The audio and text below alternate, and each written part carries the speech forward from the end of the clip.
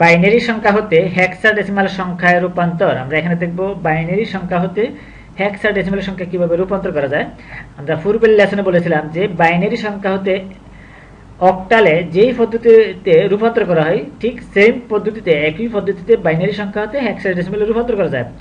ওই ক্ষেত্রে আমরা অক্টালের ক্ষেত্রে 3টি বিট ধরে বাইনারি ডিজিট ধরে একটি গ্রুপ করেছিলাম, আর হেক্সাডেসিমালের ক্ষেত্রে বাইনারি 4টি বিট ধরে আমরা একটি গ্রুপ করব। তাহলে এই অক্টালের ক্ষেত্রে আমরা হিসাব করেছিলাম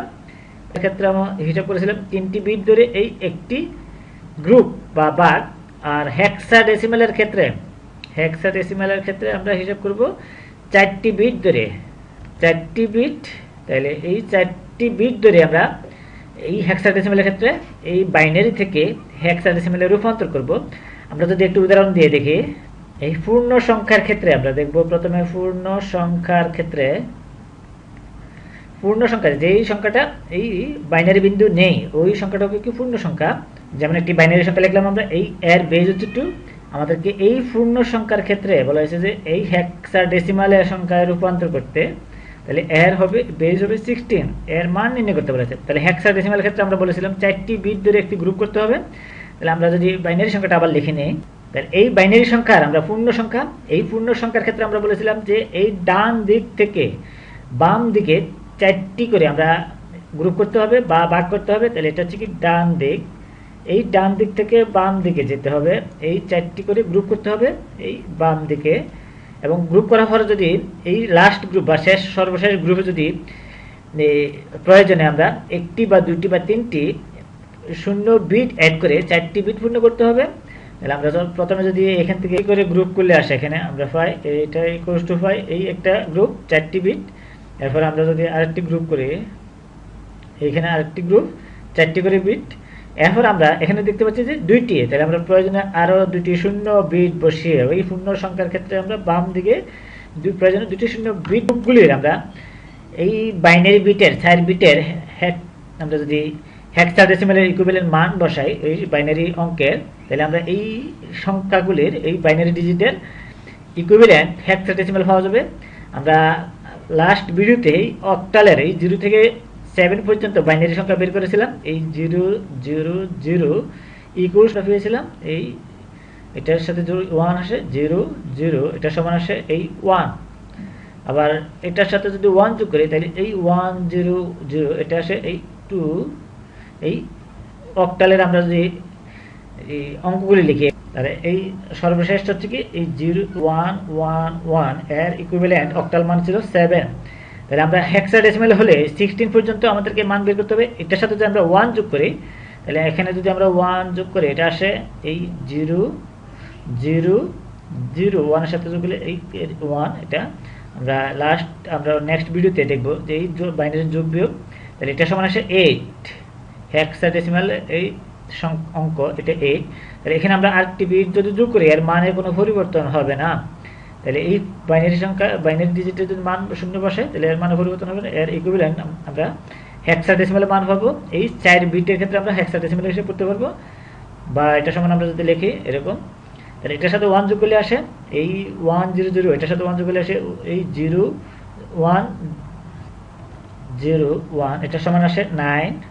বা এটা সমান আমরা যদি লিখি এই 1 0 1 0, এটা সমান হচ্ছে 10। বা এই 1 0 1 1, এটা সমান হচ্ছে 11। বা 1 1 0 0, এটা সমান হচ্ছে 12। এই 1 1 0 1 0 1 সমান আসে এই 13। তাহলে 1 1 1 0 ইকুয়ালস টু আসে 14। এই 1 1 1 এটা আসে 15। আমরা হেক্সাডেসিমাল বাইনারি ইকুইভ্যালেন্ট আমরা 4টি বাইনারি ডিজিটের ক্ষেত্রে আমরা এই হেক্সাডেসিমাল ইকুইভ্যালেন্ট মান বের করছি। আমরা এই 10 সমান আমরা ধরেছিলাম এই a, এটা সমান a বসাতে পারি, এটা সমান b, বা এটা সমান আসে c 12, এই 13 সমান d, এই ইকুয়ালস টু আমরা f ধরেছি। এই তাহলে এটা এই হেক্সাডেসিমাল ইকুইভ্যালেন্ট মান পাবো। এখন আমরা যদি ক্যালকুলেশন করি তাহলে এই 1010 এর ক্ষেত্রে আমরা এখানে বাইনারি মান পাবো। এই বাইনারি মানটা এখান থেকে আমরা হিসাব করি, তাহলে এটা সমান আসে a, এইটা সমান আসে এই a। বা 101 = 10, আমরা এই 10 বসাতে পারি, আসে এই 10। 10 এর পরিবর্তে আমরা লিখতে পারি a, এটা এই 1011 আমরা এখান থেকে যদি হিসাব করি তাহলে এটা সমান আসে b, এইটা সমান আসে এই বাইনারি ইকুইভ্যালেন্ট আমরা দেখি 11, এটা সমান আসে এই 11, তাহলে এটা সমান আমরা বসাতে পারি 11, এই 11 এর পরিবর্তে আমরা বসাতে পারি এই b, এটা এখন আমরা এই 0010 এটা সমান আমরা যদি ক্যালকুলেশন করে দেখি তাহলে এটা সমান আসে এই 0010, এটা সমান হচ্ছে কি 2, আমরা এখানে লক্ষ্য করলে পাই এই 4টি অঙ্কে বা ডিজিটের ক্ষেত্রে এই বাইনারি ইকুইভ্যালেন্ট ডিজিটের এই বিটের ইকুইভ্যালেন্ট মান হচ্ছে কি 2, তাহলে এটা সমান আমরা বসাতে পারি 2, তাহলে এই বাইনারি সংখ্যার ইকুইভ্যালেন্ট হেক্সাডেসিমালের সংখ্যাগুলো আমরা যদি পাশাপাশি লিখে দিই তাহলে কি হবে, এই হেক্সাডেসিমালের মান পাবো, এই বাইনারি ইকুইভ্যালেন্ট হেক্সাডেসিমাল পাবো, তাহলে আমরা লিখতে পারি 2, তারপরে এই b, তারপরে a, এর বেস 16 লিখে দিলে এটা কি হেক্সাডেসিমালের সংখ্যা বোঝাবে। তাহলে এটা খেলাম আমরা পূর্ণ সংখ্যার ক্ষেত্রে, এই পূর্ণ সংখ্যার ক্ষেত্রে এটা আমরা বের করছি। এরপর যদি আমরা ভগ্নাংশের ক্ষেত্রে বের করি, এই ভগ্নাংশ এই হেক্সাডেসিমাল বিন্দু, তাহলে এটা সমান আমরা যদি বের করি, যদি কোনো একটি বাইনারি বিন্দু দেওয়া থাকে ওই বিন্দুর পর যদি অনেকগুলি বিট থাকে ডিজিট থাকে তাহলে ওইগুলির ক্ষেত্রে আমরা এইভাবে 4টি গ্রুপ করে ভাগ করব। ওই ক্ষেত্রে আমাদেরকে ডান দিকে বাইনারি বিন্দু পর থেকে ডান দিকে এই বাম দিক থেকে ডান দিকে 4টি বিট করে একটি গ্রুপ করতে হবে এবং প্রয়োজনে লাস্ট যে সর্বশেষ গ্রুপটা হবে ওই গ্রুপে আমরা প্রয়োজনে একটি বা দুইটি বা তিনটি এই জিরো বিট বসিয়ে এই সাইডটিতে একটি গ্রুপ করতে পারবো। আমরা একটি উদাহরণ দিয়ে যদি দেখি তাহলে আমাদের ধারণাটা আরো ক্লিয়ার হবে। তাহলে এই বাইনারি সংখ্যাটা একটি ভগ্নাংশ সংখ্যা, এর ইকুইভ্যালেন্ট আমাদেরকে হেক্সাডেসিমালের সংখ্যা বের করতে বলা হয়েছে এই ভগ্নাংশের ক্ষেত্রে। তাহলে এই ভগ্নাংশের ক্ষেত্রে আমরা এর এই ইকুইভ্যালেন্ট মান বের করব এই বাইনারি সংখ্যা থেকে আমরা এই হেক্সাডেসিমালের সংখ্যা, তাহলে এর ইকুইভ্যালেন্ট আমরা ক্যালকুলেশন করব। তাহলে আমরা আমাদেরকে কি করতে হবে, এই সংখ্যাটা আবার লিখি বাইনারি বিন্দু সংখ্যাটা এই 010101, এই ক্ষেত্রে আমাদেরকে বলা হচ্ছে যে বাম দিক থেকে, এইটা হচ্ছে কি বাম দিক, এই বাম দিক থেকে ডান দিকে 4টি করে বিট হেক্সাডেসিমালের ক্ষেত্রে এই ডান দিক, এটা হচ্ছে কি ডান দিক 4টি করে বিট হিসাব করে একটি গ্রুপ করতে হবে। তাহলে আমরা যদি এখান থেকে গ্রুপ করি তাহলে এখানে আসে এই একটা গ্রুপ, এরপরে এখানে আর থাকে 2টি বিট, তাহলে এই 2টি বিটের সাথে আরো 2টি বিট যদি আমরা বসাই তাহলে পূর্ণ 4টি বিট হবে। তাহলে অতিরিক্ত 2টি বিট অতিরিক্ত আরেকটি গ্রুপ পূর্ণ করলাম। তাহলে এখন আমরা যদি এর মান ইকুইভ্যালেন্ট মান বসাই এবং এই মানগুলো পাশাপাশি বসাইলে আমরা কি বলবো, ভগ্নাংশের ক্ষেত্রে এই বাইনারি থেকে হেক্সাডেসিমালে রূপান্তরিত হবে। তাহলে 1010 এটার সমান আমরা এখানে লক্ষ্য করলে পাই এইখানে এটা এই ইকুয়ালস টু এটা সমান আসে এই 101 ইকুয়ালস টু 10, আমরা এটা সমান 10 লিখতে পারি, এই 10 এটার পরিবর্তে লেখা যায় a।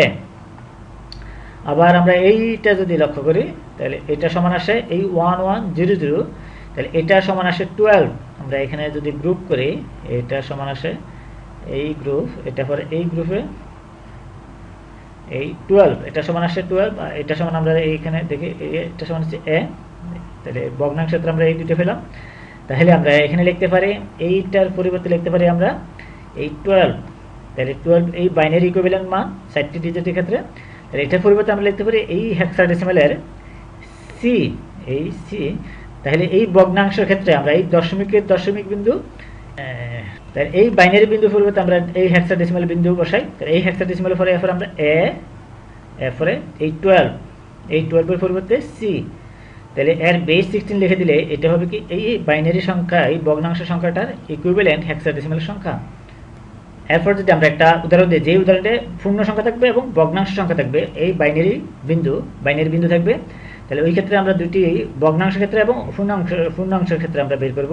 তাহলে আমরা যদি একটু সংখ্যা লিখে এরকম 1010 এই 1101 এই বাইনারি বিন্দু, এরপর আমরা যদি 011 এই 0, তারপরে এই 1, এটা হচ্ছে কি বেস 2, এর এই ইকুইভ্যালেন্ট হেক্সাডেসিমালে আমাদেরকে বের করতে হবে। তাহলে এটা সমান আমাদেরকে হেক্সাডেসিমাল বের করতে হবে। তাহলে আমরা সংখ্যাটা যদি আবার লিখে নিই এই বাইনারি সংখ্যাটা, তাহলে এই দশমিক বিন্দুর এই ডান দিকের অংশ এটা হচ্ছে কি পূর্ণ অংশ, এই পূর্ণ সংখ্যা, আর ডান এই বাম দিকে হচ্ছে এই বাইনারি বিন্দুর বাম দিকে এই অংশটুকু হচ্ছে কি এই ভগ্নাংশ সংখ্যা, আমরা ভগ্নাংশ সংখ্যা জানি, এই বাইনারি বিন্দুর পরের অংশটুকু হচ্ছে কি ভগ্নাংশ সংখ্যা। তাহলে এই দুইটি অংশের ক্ষেত্রে দুই নিয়ম। আমরা যদি এখানে গ্রুপ করি, তাহলে গ্রুপ করতে হলে পূর্ণ সংখ্যার ক্ষেত্রে এই ডান দিক থেকে বাম দিকে গ্রুপ করতে হবে। এই বাম দিকে আমরা ডিরেকশন দিয়ে দিলাম। এরপরে এই ভগ্নাংশের ক্ষেত্রে এই বাম দিক থেকে, এই বাইনারি বিন্দুর পর থেকে ডান দিকে করতে হবে, ডান দিক। তাহলে এখানে যদি আমরা গ্রুপ করি এই 4টি বিট ধরে যদি একটি গ্রুপ করি, এই একটি গ্রুপ হলো। এরপর আমরা আরো 4টি বিট ধরে আরেকটি গ্রুপ করতে পারি। তাহলে আর একটি বিট থেকে যায়, এই আর একটি বিট, 4টি বিট করার পর আমরা বলেছিলাম যে গ্রুপ করার পরে যদি বাম পাশে যদি একটি বিট থাকে, পরে যদি আমরা 3টি বিট অতিরিক্ত বিট বসিয়ে এই অতিরিক্ত বিট বাইনারি ডিজিট, এই 3টি অতিরিক্ত, তাহলে এই গ্রুপে হলো 4টি বিট পূর্ণ হলো। এখন আমরা ভগ্নাংশের ক্ষেত্রে যদি এই বাইনারি বিন্দু পর থেকে বাম দিক থেকে ডান দিকে করব, তাহলে এই দিক থেকে করলে আমরা পাই এই একটি বিট, এই একটি গ্রুপ, আমরা এই একটি গ্রুপ পাই 4টি। এরপরে আর একটি বিট থাকে, তাহলে আমরা বাইনারি বিন্দু পরে যদি গ্রুপ করার পরে যদি সর্বশেষ গ্রুপে যদি একটি বিট থাকে বা 2টি বিট থাকে, প্রয়োজনে আমরা 0 বিট বসিয়ে 4টি বিট পূর্ণ করব। তাহলে এখানে একটি বিট, আরেকটি বিট, 3টি বিট অতিরিক্ত, এই 3টি হচ্ছে কি 4টি বিট পূর্ণ হলো। এখন আমরা যদি এর বাইনারি ইকুইভ্যালেন্ট আমরা এই হেক্সাডেসিমালের মান বসাই, তাহলে আমরা পাবো এই হেক্সাডেসিমালের ইকুইভ্যালেন্ট মান পাবো। তাহলে যদি মান বসাই এখানে এই 1 5 বি, এই বি পয়েন্ট, আমরা এই পয়েন্ট বাইনারি বিন্দুর পয়েন্ট, এই হেক্সাডেসিমালের পয়েন্ট হবে। তারপরে 6 8, এর বেস যদি 16 লাগে তাহলে এটা হবে কি এই হেক্সাডেসিমাল সংখ্যা। তাহলে এইভাবে আমরা কি করতে পারি, বাইনারি থেকে হেক্সাডেসিমালে রূপান্তর করতে পারি। তাহলে আমাদেরকে এই পূর্ণ সংখ্যার ক্ষেত্রে একটি পদ্ধতি, ভগ্নাংশের ক্ষেত্রে একটি পদ্ধতি এবং হেক্সাডেসিমালের ক্ষেত্রে 4টি বিট করে এই ডান দিক থেকে হিসাব করতে হবে পূর্ণ সংখ্যার ক্ষেত্রে। আর ভগ্নাংশের ক্ষেত্রে বাইনারি বিন্দুর থেকে বাম দিক থেকে ডান দিকে 4টি বিট করে প্রয়োজনে অতিরিক্ত এই একটি বা 2টি 3টি বিট বসাতে পারি। এইভাবে আমরা কি করতে পারি, বাইনারি সংখ্যা থেকে হেক্সাডেসিমালে রূপান্তর করতে পারি।